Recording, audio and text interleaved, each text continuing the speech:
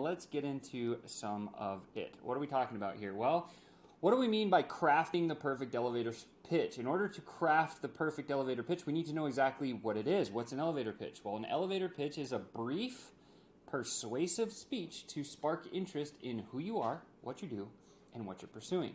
Very simply put, a lot of different people teach this. The way that I'm going to teach it is designed from a sales aspect, okay? So if you are running a company, owning a business, if you're in sales profession, or maybe if you're trying to get a new job or anything like that, this works really, really well for you, okay? So here's the essential things you need to know when you're crafting the perfect elevator speech. Number one, you want to keep it less than a minute. Very simple, straightforward. Number two, you introduce yourself. Who are you? What do you do, right?